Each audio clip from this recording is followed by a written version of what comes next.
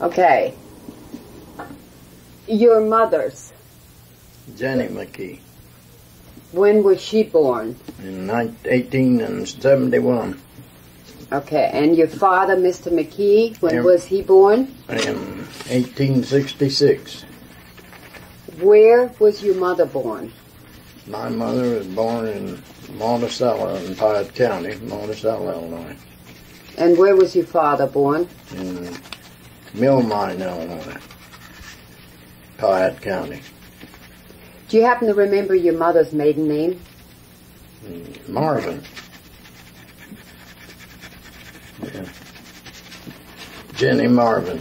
Jenny Marvin. And where did your parents live? And what did you... My parents lived a mile east of Argenna.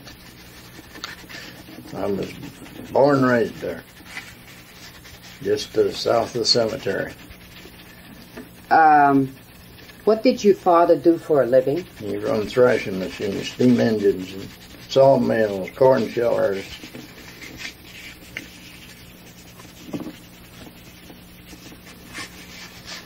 Do you have any memories, Mr. McKee, of your grandparents?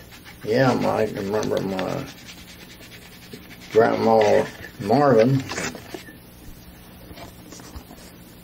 and she was born in 1856, and she's buried a mile south of she's buried out here, right, Monticello Cemetery, Grandma Marvin is, but her folks is buried over in the cemetery a mile south of White Heath. Wolf was their name. That was her maiden name. Grandma Marvin was Wolf. Do you remember what your grandfather did for a living? He farmed. Grandpa Marvin, he used to farm 2 miles southwest of Monticello. Now, part of the house still out there. Still existing, huh? Did you have any brothers and sisters? Me? Mm-hmm. I had 5 brothers and sisters. I had one sister, Mabel, died when I was 5 years old, and Bertha died when I was 10 years old. And my oldest sister lived to be 93 years old. And my brother, I lost a brother in 1951, and in 1980, my other brother, just older than me, died. Ernie. Willard died over in Indiana. He's my favorite. That's okay. That's all right. That's what that is all about. That's okay. That's being human. I understand. It's all right. Mr. McKee, during the early times, you said you lost some sisters. What was the illness? What did they die of? Pneumonia. Mabel died of pneumonia, and Bertha died of typhoid fever. She died in Findlay, Illinois, when I was 10 years old. Oh. In those days, how did your mom cope with illness? I mean, did the doctor come to the house, or yeah, the doctor did come to the house? Oh yeah.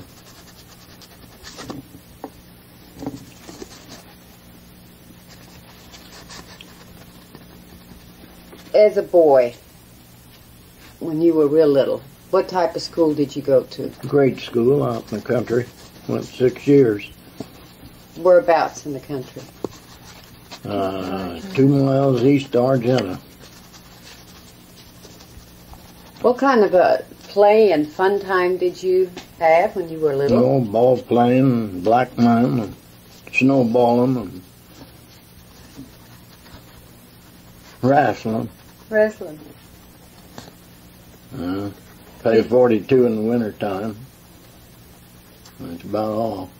Did you have chores to do when you were growing up? I was up every morning, 5:30, and worked till 8 o'clock, then go to school. Mm-hmm. When my dad was out with the machines, I used to ride a horse and fix a fire in the steam engine and then go to school. Sometimes ride 5 or 6 miles and back.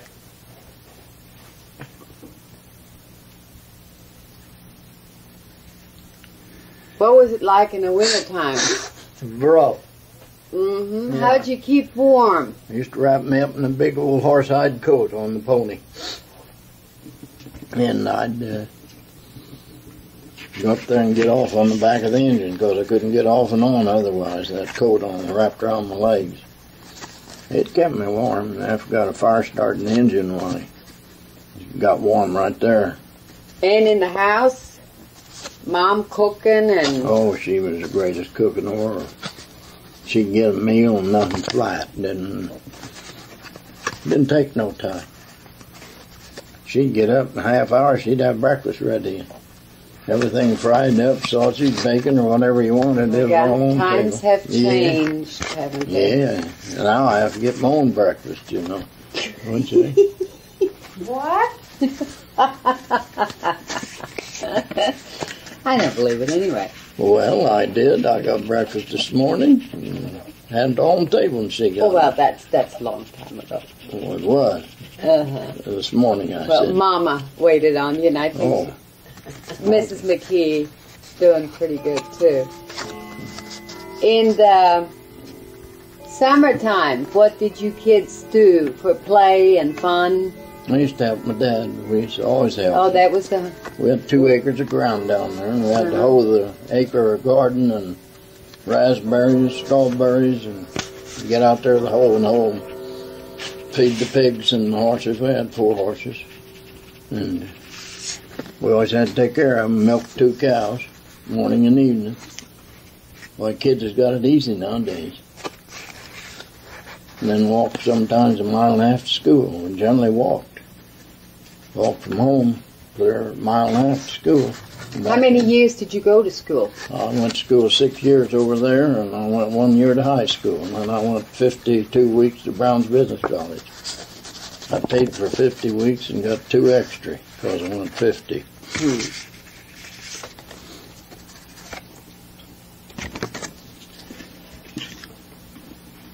When you were about 14, what happened to you?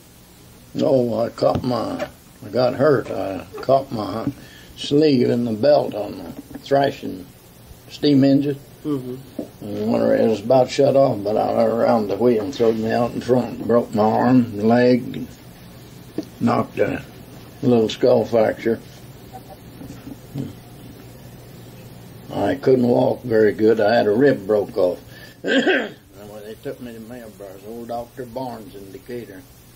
And he and Dad, Mike Ashton, took me to Mayo Brothers. And That's Mayo Clinic. During World War I. What did they do for you at Mayo Clinic? Well, I was scared so bad I didn't hardly know till after I got home, got to think about it. They told me a lot of stories. I hired men, one thing and another, and I didn't know, you know. But we come home on those gasless Sundays then, you know. And we got in Clinton Highway, and kids throwed tomatoes and eggs and everything else at the car because we was coming through there. And old Doc Barnes got out and showed his ticket or his thing, identification to the cop on the corner. And he said, "You better get that car washed or I'm going to call your governor." What do you mean they're throwing tomatoes at you? Well, it's gasless Sundays then, during World War I.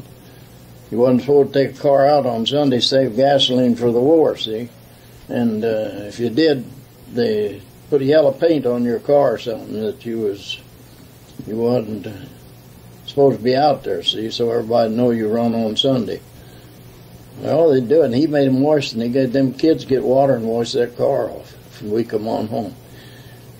Your dad did? No, my Dr. Barnes did. Oh, Doc. My dad was along, yeah. Huh. Did you have many family gatherings? Oh, about every Sunday there'd be somebody around there, yeah. My mother'd have to cook for them. I don't know how she lived as long as she did.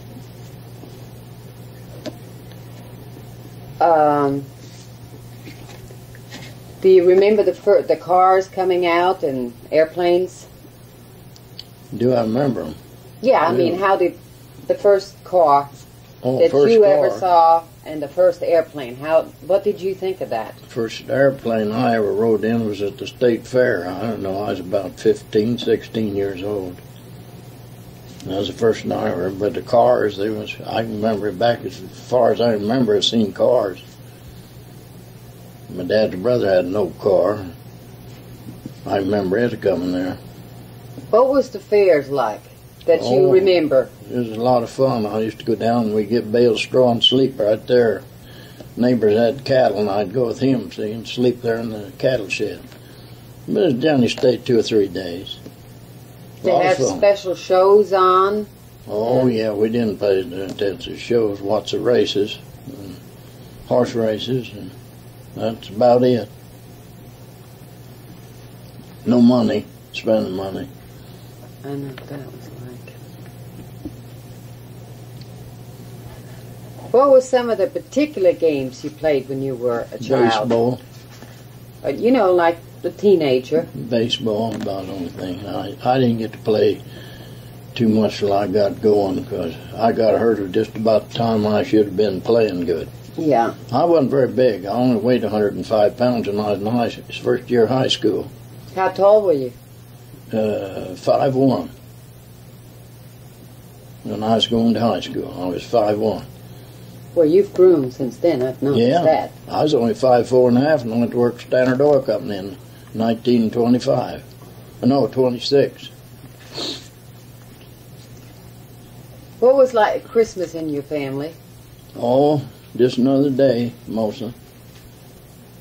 The last time I hung up my sock, I got cobs and coal in it. you got what in your sock? Cobs and coal. Cobs and coal? Yeah, I hung them up. I didn't believe them. I hung them up anyway. My brother put cobs and coal in my stocking. Oh, well, they had a sense of humor. I see where it's coming from now. Yeah. And Halloweening, what did you do during Halloween? Never get out Halloween. I didn't believe in it. You didn't trick or treat? I don't believe in it, and I still don't. I got a horse hurt. Oh? Yeah. What happened? Oh, I rode into town, I was driving, and I had a heck of a nice riding horse. Hooked her up and went to town, and when I come home, they put barbed wire across the creek bridge. Come on. She run into it and tore her breast clear down. Oh. Did you have to put the horse down? And, I had to call a doctor. He took horseshoes and put that breast up and put air slack line on it, and it grew back. Yeah. Boy, I'm telling you, if I knew yet and he's still living, I'd get him. To get him today? Yes, I would. I never believe in Halloween. I don't believe in these kids coming around and hitting your door. Well, it's a wonder somebody ain't been sued for everything they got. It's about it's sad for the little children. Yes, it is. But we've had families from Champaign come down there, a whole car load, and hit all the doors. They'd sit out here and wait for them. I know. It's sad for the kids that it's... It is bad. It's for the little ones, Well, I sure did. What was your religion, and was it an important way in your Protestant. life? I belonged to the United Brethren Church, to Argentina. Never did belong to any other. She belonged to Methodist, but I belonged over there. I used to go all the time, but don't go anymore.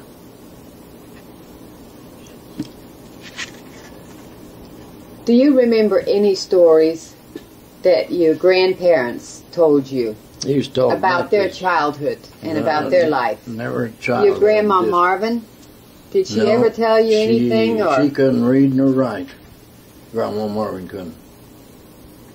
She'd only just look at the pictures in the catalog. That's the only entertainment she ever had. And she didn't tell you? She had 7 kids. Well, she had her hands full there. Yeah, she raised 7 kids, but by gosh, she'd get the catalogs out and look at it till she got to the women's underwear, and then she'd turn real fast. Oh, I liked her. But yeah. What was it you liked? I noticed you have a special liking for Grandma. What was it about Mrs. Marvin, your grandmother? Oh, she's a good old lady. It's okay, the memories.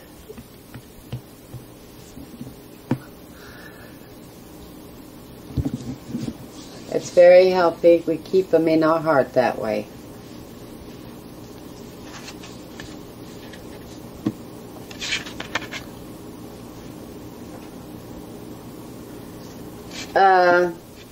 You recall World War One. Oh yeah, very well. My dad had threshing machines in Kansas that year, and I rode a horse from one to the other out there. I had 5 of them, and collecting the money. Then I'd have to ride to the railroad and wait till the train come in to give it to the train. Or send it home, any extra money I had. I've rode 40 miles a day, many a day, from one threshing machine to the other. And where and during the First World War, whereabouts were you living? Living at a mile east of Argentina. Yeah, lived there ever since I was 2 years old. Do you remember anything about the town? Oh, particular? Yeah. Newburgh was the town close to us. It was a mile east of Argentina. That's the old town, till the railroad went through, and then they moved it to Argentina. And now they're building new houses in Newburgh. I live half a mile north of Newburgh, and when I went to town, they called me a Newburger. A Newburger? Yeah. Almost sounds German. About 40 families lived there then. And where I went to school, I could sit in my seat and write on the blackboard up in front. 54 kids going to country school, and they taught from the 1st to the 10th grade. Yeah. What happened when you got in trouble in school? I never had any trouble. You were a good boy. Yeah, I was a good boy. Do you remember any log cabins around? Used to be one at Mosport about halfway to Cisco. My dad used to keep dynamite in, set it way back off of the road. And he'd buy dynamite by the ton and put it in there. It's the only log cabin I remember down there. Oh, there's a lot of, we used to move buildings. You'd hit a room every once in a while in an old building. It was logs in it, you know, and then weatherboarding over it. And when you'd move them, get underneath, you'd see the logs, but not very many. Very few. I've crawled under them many a time, put a jack on them, jack them up. I was always a little one I could get under. Yeah, they always sent the little ones to do that, huh? Yeah.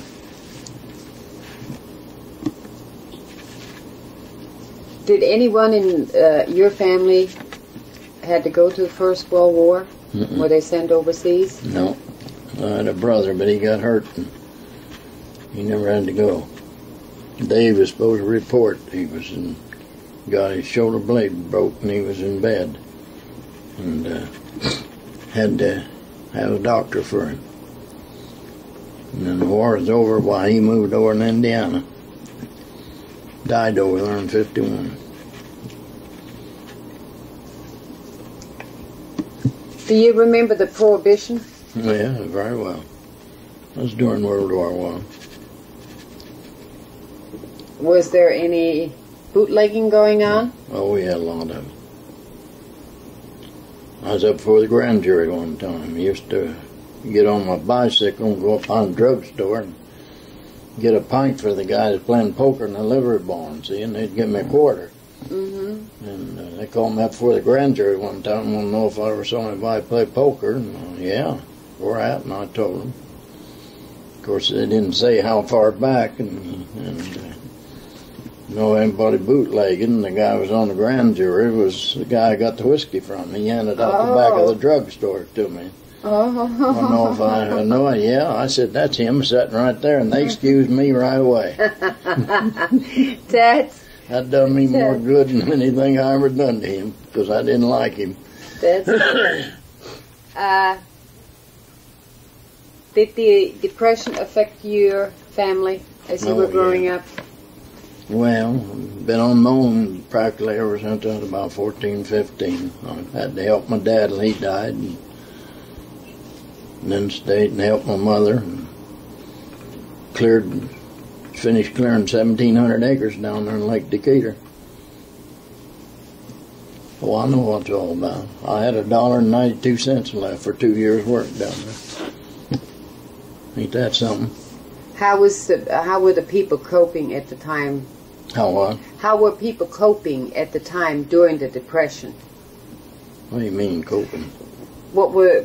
How did they, jobs, Oh, it wasn't eating? too many jobs. Everybody was doing anything they could do to get by. Had big gardens, and they had chickens, and they had their own meat, and it wasn't like it is now. Go buy it. They didn't know what it was to go buy meat then. If we got a mess of steak every 2 weeks, we'd doing good. And then you'd have to almost get it on time, go the next week and work it out. Did it affect your father Oh, yeah. when the banks closed? And The bank never closed in our town. it didn't. My dad was dead when the moratorium come on.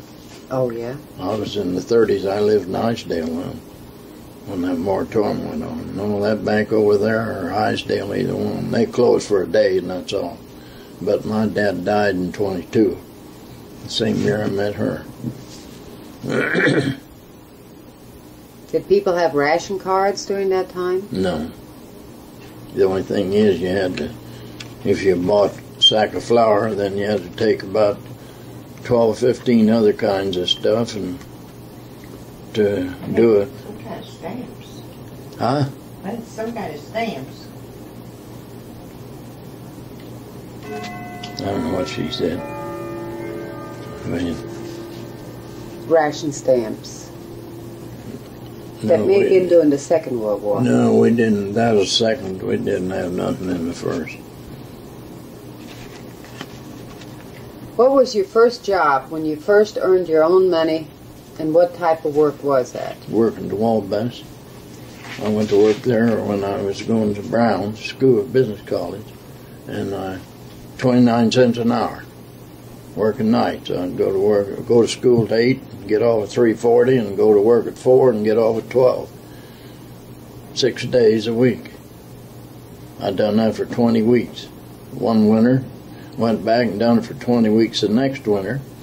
The next winter I only worked 10 weeks, and I worked nights. Then they give me 2 more weeks to the banks wanted to interview us. I and another kid that went to high school together, and we took a job in the Bay. And I was working to Wabash, and they'd been pretty good to me. When you say Wabash, is that the Wabash Railroad. Oh. Yeah, and okay. I had, they give me machinist wages. In 10.5 months I worked. I was supposed to work 4 years. But Ed Hausbach, he's a big German, he gave me machinist wages, him and Lackalone. And I got my check from the bank for working 2 weeks. It was $22, and I got my check from Wabash, and it was $108. And that was the last week at the bank. Yeah. Old Ed called me his banker after that when he'd go by. Mm-hmm. Little sawed off so-and-so, my banker. Old Big Ed. About when did you meet your wife? July the 1st, 1922. Do you remember the date? Yes, sir. It was the first date I had for all winter and all spring. I'd been working 15, 18 hours a day, trying to get done down there in that river bottom. And Dad died in April. Never want to go through any of that again. Never. So what was your courtship like with your wife? Oh, she just hung on to me till, Now, come on. That's being taped. well, in leap year, I just like 3 weeks of getting out of leap year. And there wasn't no other way out, so Yeah. you know how it is. Well, how'd you get back and forth? Where was your wife living at that time? She's living in Saragorda, and I had a great big Model T Ford. And she sure loved to drive it. Yeah. Well, that's the way we got acquainted. July the 1st, her sister had a birthday party. That was her birthday. And I was with her 2.5 years. or 2 years, a little over 2 years, 2 years and 3 or 4 months. The Model T wore it out of going back and forth from Decatur to Wabash and Argentina and over to Cerro Gordo. How's that? Yeah, you got around. So, where was it when you were after? How was the wedding? All right. Got over in Indiana, got married. Her brother and his wife and us had a double wedding. They're still living. Live in Peoria. Yeah. What type of work did you do when you and your wife were first married? I was working at the Wabash, machinist.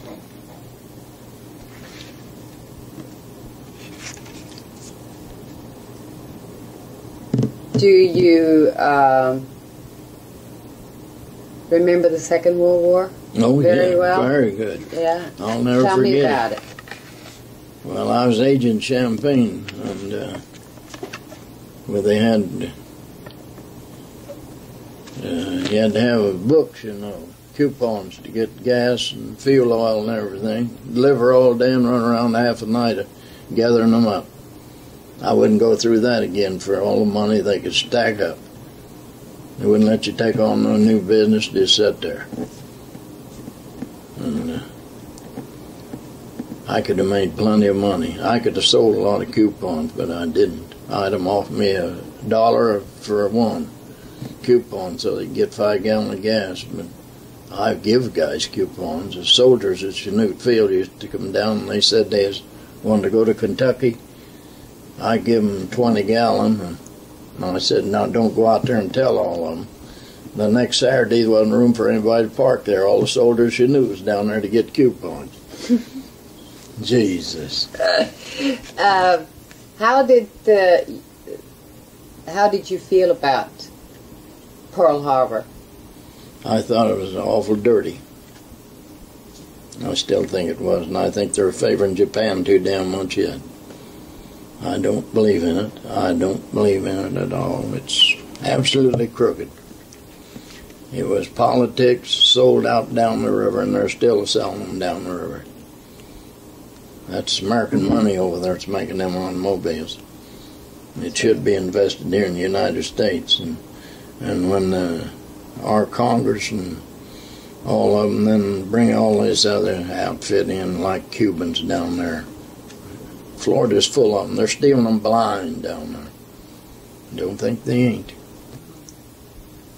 Was any member of your family in the Second World War? Were they sent overseas, or? My granddaughter's husband got killed, and not in World War II, got killed in Vietnam.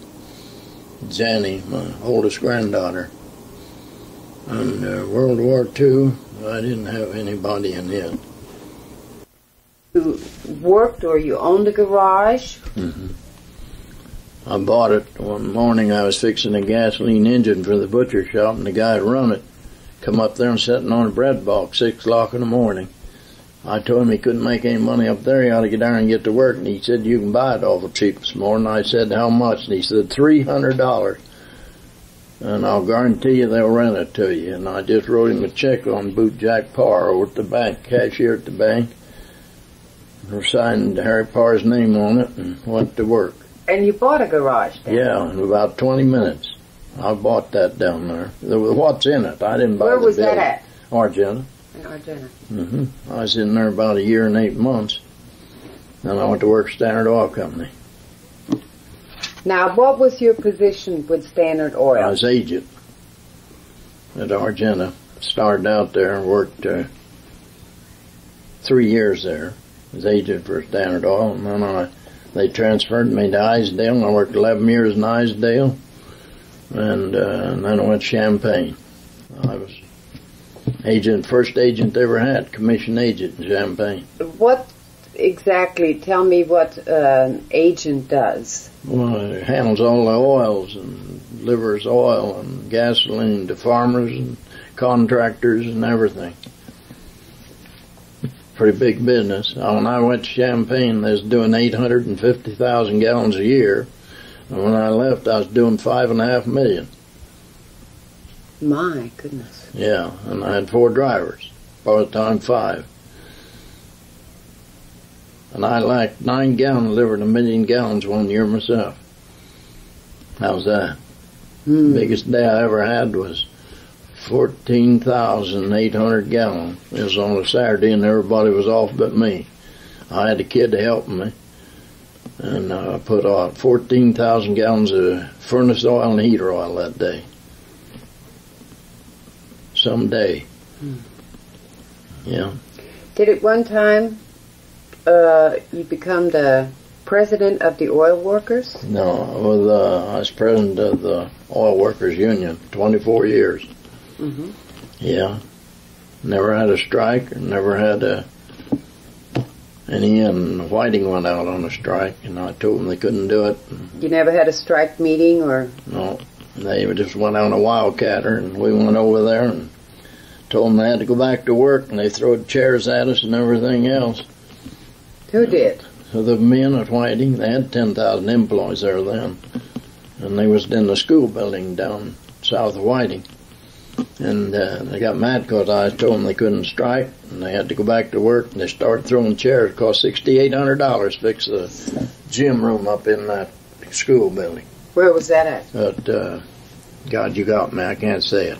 Names of town and stuff get away from me. It's all right. So how were the unions during earlier years? They're real good. When they start organizing? I never would stand for no monkey business. And I wouldn't allow the Standard Oil to talk to me about anything unless I had 5 guys. We were all on what they called the bosses. And if we wasn't all there, we didn't talk to nobody. And I got along real good, and I had the backing of the president of the Standard Oil Company for doing that, too. Old John Swearingen. He's retired now. He's head of that Continental Bank in Chicago. I knew him very well. Do you remember way back when they first settled this land, the farmland? Oh, no, it was here when I was born. I know the land was here. Yeah. But didn't it have to be drained? Well, it was Sort of pretty well swampy? drained when I was a boy. My grandfather, McKee, used to dig drudge ditches. They lived over between Atwood and Sador's. Lived there, and my dad went to school over there. And he had 16 head of mules on a grader, and they grade them drudge ditches out and drain that prairie land down through there. Dug a lot of ditches. The Velasquez over there, he used to tell me about him. I found out more about my granddad than I ever did from anywhere else. The Velasquez at Sador's. What did they tell you about your grandfather? Oh, about the way he could handle 16 head of mules and ride a horse. He used to ride a horse. He had a big iron gray horse when we lived at Argenta. I can remember that horse and him, but that's about all I remember. He always had a half-gallon jug of whiskey hanging on the back of the saddle. And he'd ride that horse to Chicago. He was a 32nd degree Mason. He'd ride that horse up there. Well, he was happy when he got to Chicago. Just to be in the parade. That's all. Scottish rights, you know. You say you're... He's in that's what they call that 32nd degree Scottish rights. Yeah. That's the consistory of the Masons. And you said something about a parade. They have a parade in Chicago, used to every year. Uh-huh. And he'd ride a horse up there. He'd be in that parade and took his kilt and everything with him. And He was a loyal Scotchman. Oh, yeah.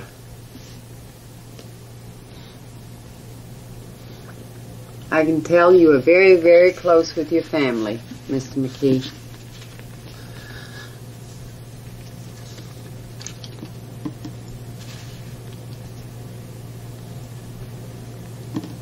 You were telling me that at one time you were also an auctioneer.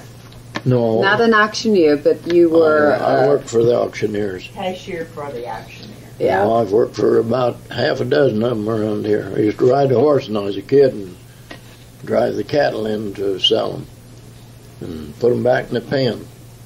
Keep track of them on the saddle horn. On the saddle horn? Yeah, that was that same old queen that I was telling you about got hurt. That horse, yeah. She's a good one. Yeah.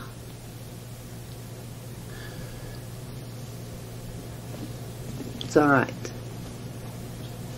So what was these auctions like during those days? Just farm sales then, you know. Some farmers sell out and move to town. There wasn't a lot of them, but back in World War One, a lot of them went broke, just like they're doing now. It's the same old story. Yeah. And land $400 an acre, and here when they started buying this year is $4,000, or a couple 3 years ago. I knew better, and I told some of them they wouldn't make it, but they bought it anyway. It can't be done. Unless if you had the money to pay for it, you're all right. But you can't make it a farming. How was it with taxes? Oh, taxes wasn't high. They weren't high? No, they went up a little during World War One, but my God, $2.5, $3 an acre, you know, on land wasn't nothing. And the taxes wasn't high. My taxes here was only $69 first year I lived here. In 1966, I built this house. The taxes was $69, and now they're $600 and something. Yeah, I know. Now, it's a tough deal right now. What president did you recall most vividly? Someone that really, one of the outstanding presidents. Eisenhower and Reagan. Well, I thought they was both good men. I thought I could. How did you think he handled it? He was not president then. How do you think he handled the Second World War? Who, was Reagan? A general? No, Eisenhower. I think he was one of the best level-headed guys I ever saw. A lot of people talk against him, but a guy could go through all he did. Had to have something up here. Yeah. You darn right. Boy, that was tough. And it's just like this guy where he's a lieutenant colonel, and he was talking about Russia has really got something to think about. Them Germans killed 6 million right there in Stalingrad, and they lost 20 million men during World War II. It's something. A lot of people don't realize what that means, but that's a lot of people. You know that they're thinking back about that. That's half what's the matter, I think, with them. I don't know whether we're here. I don't think Russia wants a war any more than we do. I don't think they do either. I think they've got sensible people, and it could be worked out. I really believe that Reagan's going to make it with them. I really do. I think he'll make it. Because he don't sell out, but of course it's like this guy says, he ain't running the whole country, you know. They're telling him what to do. The Pentagon takes care of all the armed forces across the country. And that's the way she goes. Do you think it's fair what you and your wife receiving now as Social Security? Well, we don't draw too heavy on Social Security. We only get a little over $500 a month. That ain't very much, according to what some of them get, $1,400, $1,500. But we only get a little over $500. I retired at 57. I didn't draw any Social Security until I got up in the 60s. And I didn't work any until I went to work for son-in-law a little down there, 68 and 9. It increased my Social Security a little bit, but it's a good thing if they'd run it the way they were supposed to.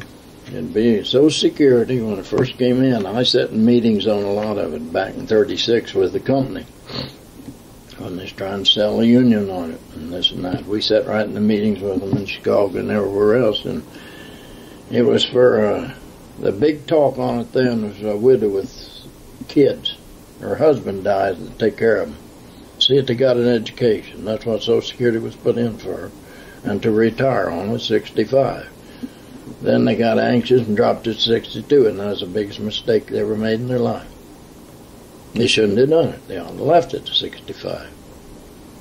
That made people work for something instead of giving them something. When you start giving people something, you give them $1 today, you got to give them $2 tomorrow. And that's what ruins the whole darn country. That's my opinion. And so it should be, you know.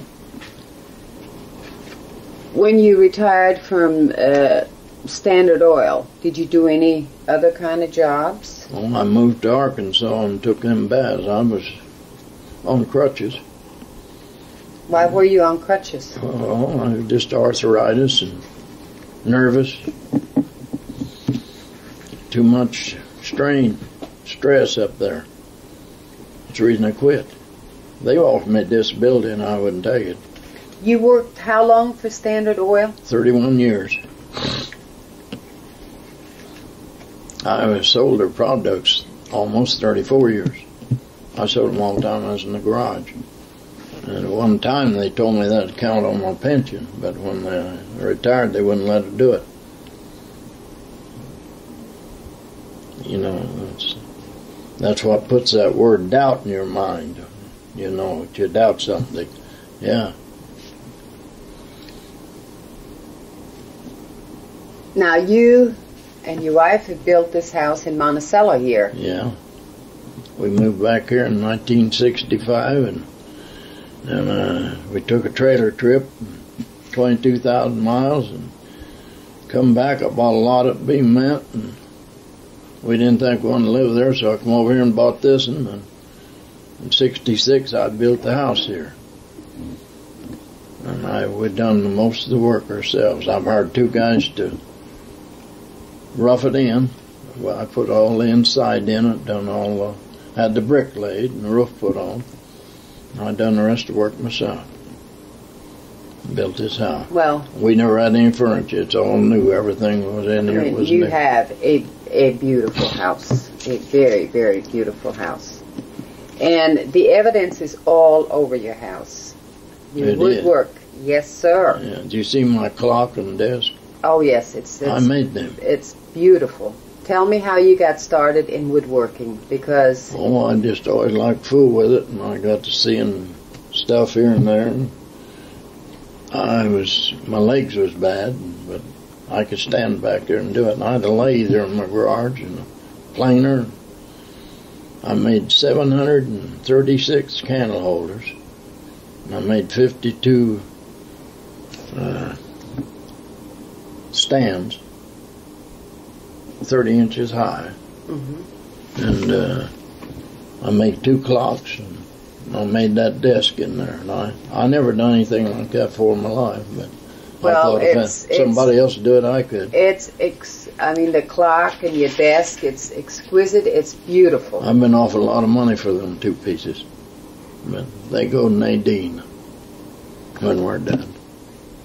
Everything we got, as far as that's concerned.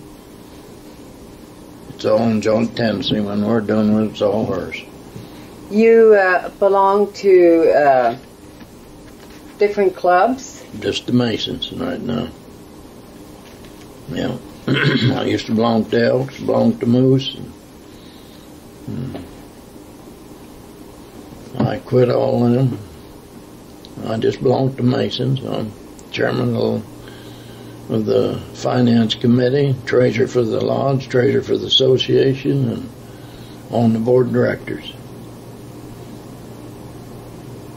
Anything comes off down there, I ain't in it. You're still on the go, huh? I used to do a little, give degrees, but I had to quit it since I had the heart attack. What does that? Degrees work, give them a degree. See, you go into Mason, you have to take the degrees and then learn them. First, second, and third before you were a master mason then. But you have to learn them degrees. I used to teach guys the degrees, but I got all forgetful after I had that heart attack. I don't do it anymore. I got to have it wrote down now. Names and dates just get clear away from me. I can't remember my own telephone number half the time. You're not the only one. Well, that happens to me sometimes. Well, you guys happened to me. I called her up to ask about spelling a word and couldn't think of the number. Made me mad, too. Well, shouldn't get mad, but I do. It don't hurt to get mad once in a while. I don't know. I get sick when I get mad. Come on. So you chose, why did you chose to build a house here in Monticello? I always liked Monticello. My mother was born here and my dad was born in Piatt County, and it wasn't a big town or a little town, and I just figured I wanted to build a house here, so I bought a lot and built this house. And I've never been sorry I'd done it. A lot of good people here. I got a lot of friends here. I enjoy them.